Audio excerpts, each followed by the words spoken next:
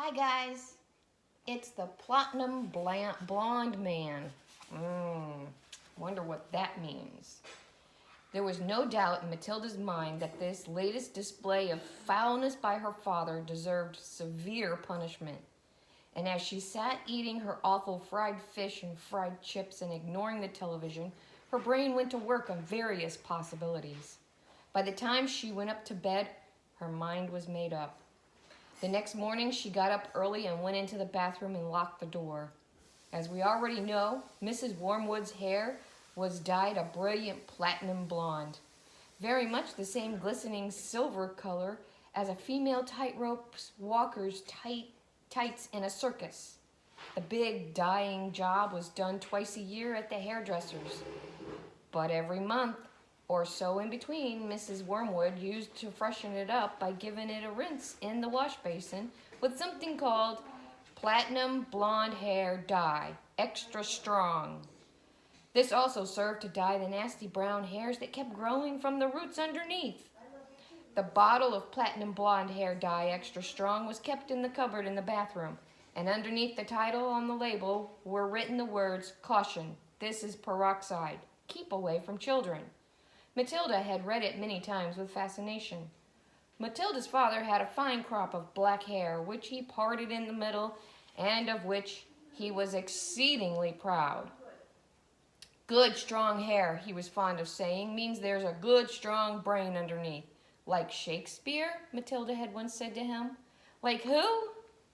Shakespeare, Daddy. Was he brainy? Very, Daddy. He had masses of hair, did he? He was bald, Daddy. To which the father had snapped, "If you can't talk sense, then shut up."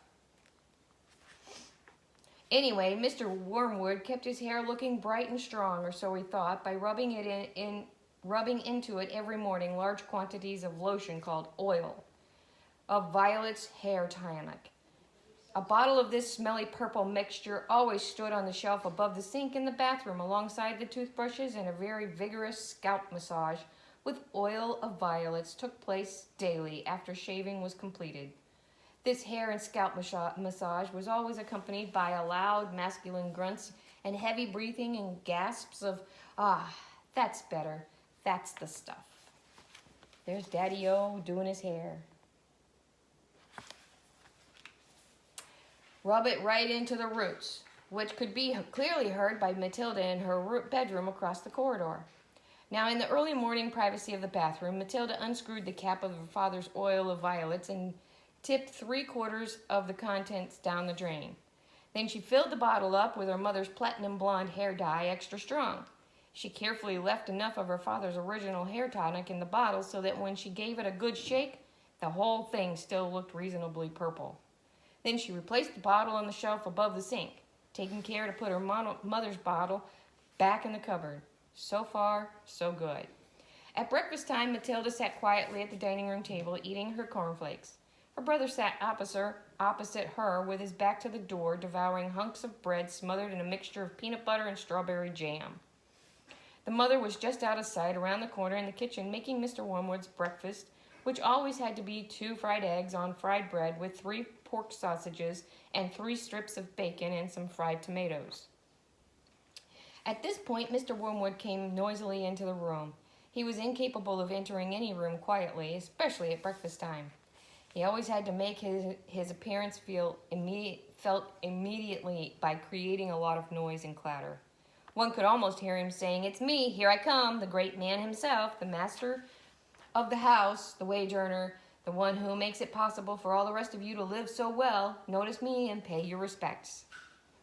On this occasion, he strode in and slapped his son on the back and shouted, "Well, my boy, your father feels he's in for another great money-making day today at the garage. I've got a few little beauties I'm going to flog to the idiots this morning. Where's my breakfast?" "It's coming, treasure," Mrs. Wormwood called from the kitchen.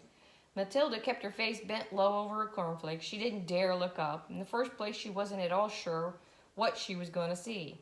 And secondly, if she did see what she thought she was going to see, she wouldn't trust herself to keep a straight face.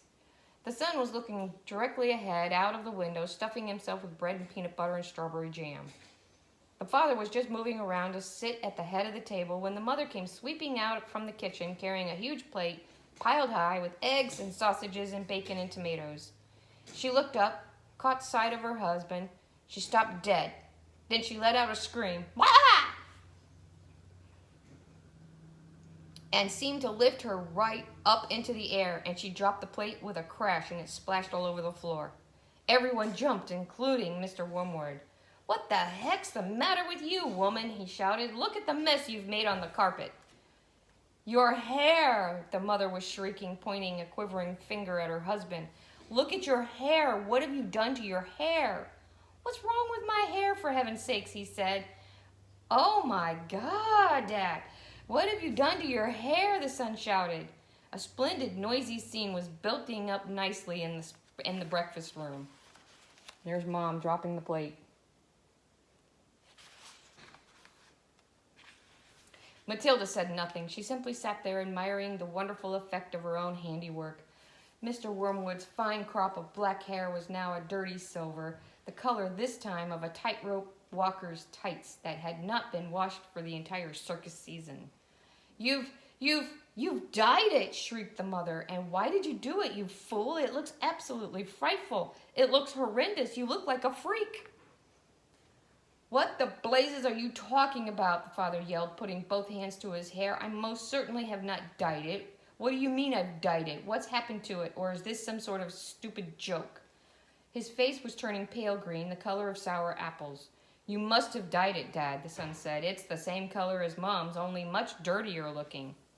"Of course he's dyed it," the mother cried. "It can't change color all by itself. What on earth were you trying to do? Make yourself look handsome or something? You look like someone's grandmother gone wrong." "Give me a mirror," the father yelled. "Don't just stand there shrieking at me. Get me a mirror." The mother's handbag lay on the chair at the opposite end of the table. She opened the bag and got out a powder compact that had a small round mirror in the inside lid. She opened the compact and handed it to her husband. He grabbed it, held it before his face, and in doing so spilled most of the powder all over the front of his fancy tweed jacket. "Be careful," shrieked the mother. "Now look at what you've done. That's my Elizabeth Arden face powder."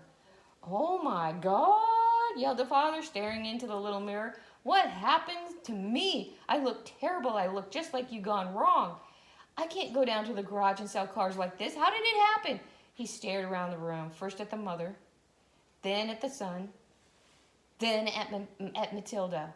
"How could it have happened?" he yelled. "I imagine, Daddy," Matilda said quietly, "that you weren't looking very hard and you simply took Mummy's bottle of hair stuff off the shelf instead of your own." There's Daddy looking at himself in the mirror.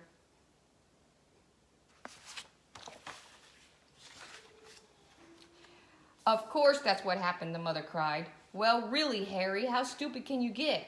Why didn't you read the label before you started splashing the stuff all over you? Mine's terribly strong. I'm only meant to use 1 tablespoon of it in a whole basin of water, and you've gone and put it all over your head. It'll probably take all your hair off in the end. Is your scalp beginning to burn, dear?" "You mean I'm going to lose all my hair?" the husband yelled. "I think you will," the mother said. "Peroxide is a very powerful chemical. It's what they put down the lavatory to disinfect the pan, only they give it another name." "What are you saying?" the husband cried. "I'm not a lavatory pan. I don't want to be disinfected." "Even diluted, like I use it," the mother told him. "It makes a good deal of my hair fall out, so goodness knows what's going to happen to you. I'm surprised it didn't take the whole of the top of your head off." "What shall I do?" wailed the father.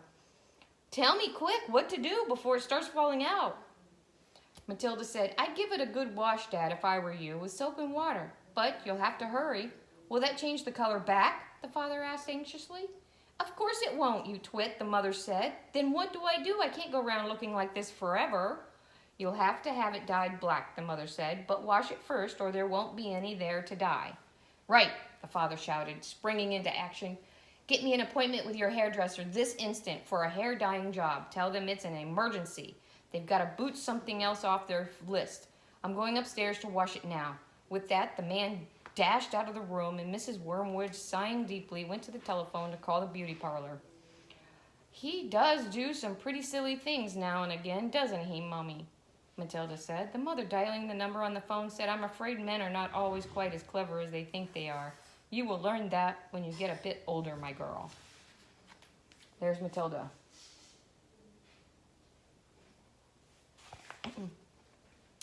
So, now, I wonder what's going to happen next. I wonder if he's going to get his hair back. I wonder. What is going to happen to this poor man's head? Is he going to lose all his hair? Is it going to stay? Is it not? You guys draw me a picture of what you think is going to happen to this poor man's head. Is it going to go back to black?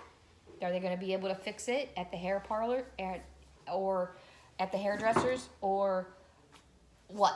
So those of you that can draw a picture, draw a picture. Those of you that can write me out what's going to happen, write it out, okay?